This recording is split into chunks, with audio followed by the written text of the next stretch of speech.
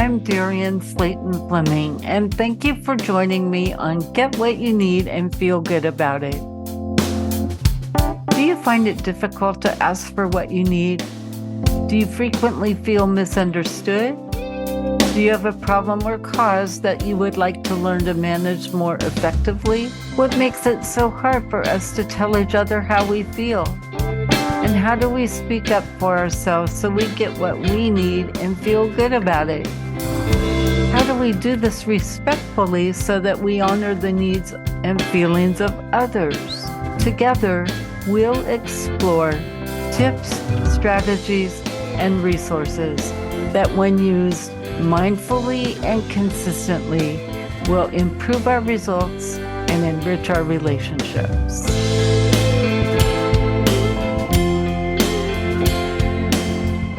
Hi there, I'm Darian Slayton Fleming, and welcome to my first episode of Get What You Need and Feel Good About It.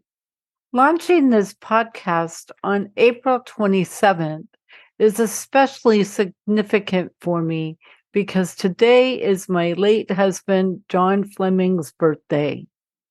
When I thought about content for this first episode, I couldn't help but think about John, because his message is so inspirational and timeless. John never let anything stop him from pursuing his dreams despite progressive sight loss. And John's dream was to continue skydiving solo, safely. John jumped out of perfectly good airplanes over 1,938 times, and over 1,200 of those jumps occurred as his sight decreased to a point where he only had some limited light perception. Hence our title, Anything is Possible. I wanted to share John's message today with you in his own voice and in his own words. I hope it will help us set our intentions to keep on doing what we love, despite barriers that may seem insurmountable. I am a skydiver. About 42 years ago, when I was in the United States Air Force, I was stationed at Whiteman Air Force Base in Missouri.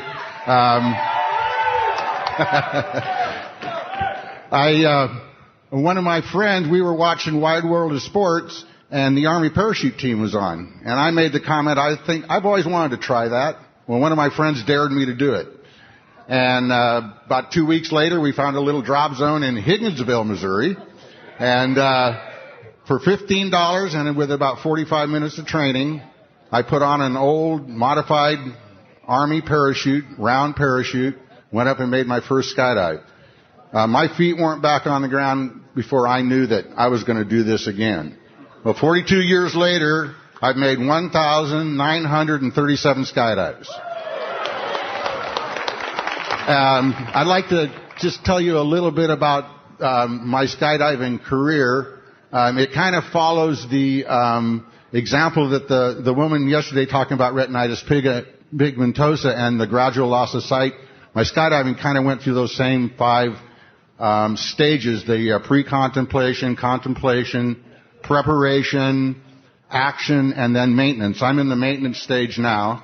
But in 1963, when I made my first jump, my eyesight was starting to get bad, but it was well enough that I could skydive on my own. In 1965, when I went to re-enlist in the Air Force, my eyesight had gotten to the point where they wouldn't let me re-enlist.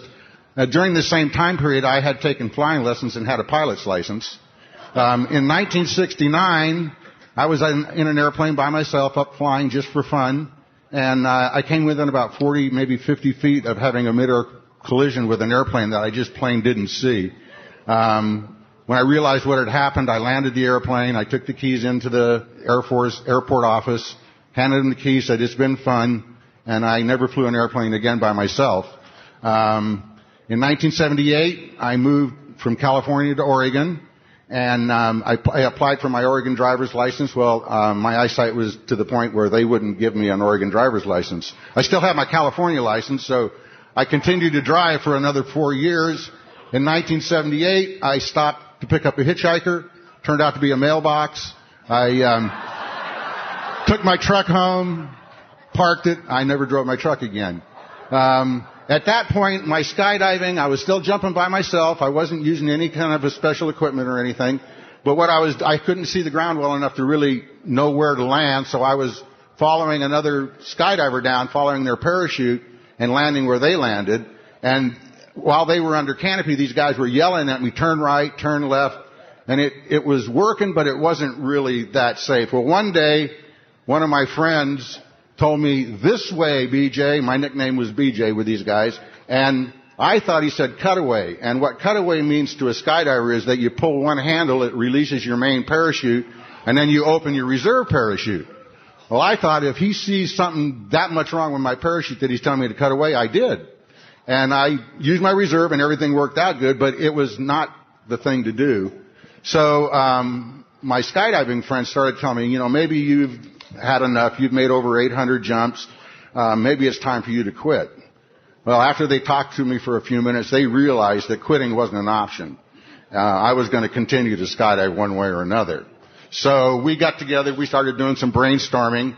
And I started using two-way radios so that somebody on the ground could talk me down.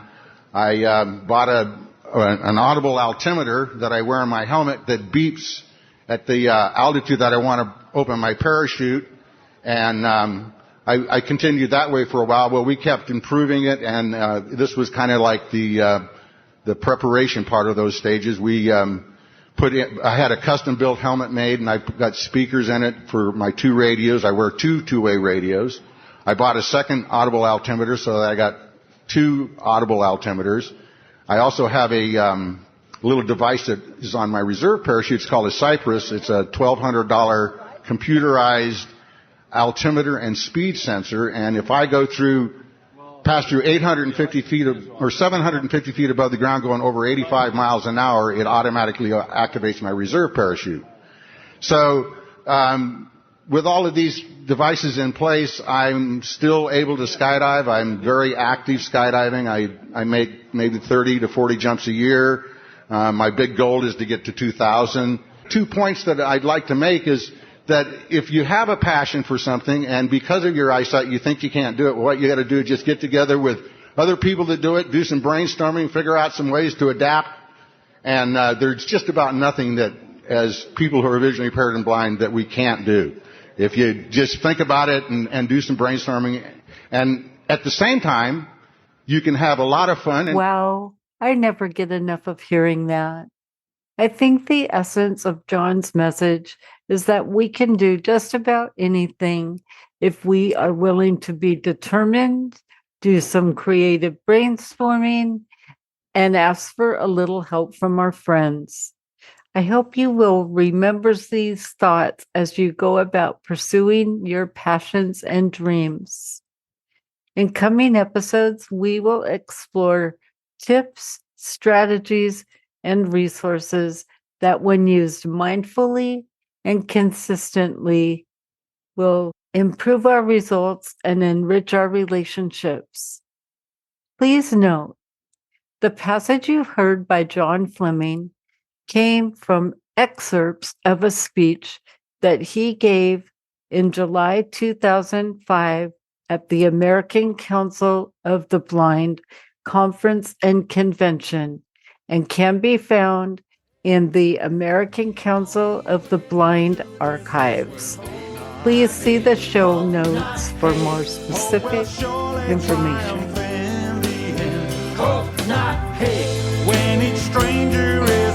Thank you for joining me today on Get What You Need and Feel Good About It.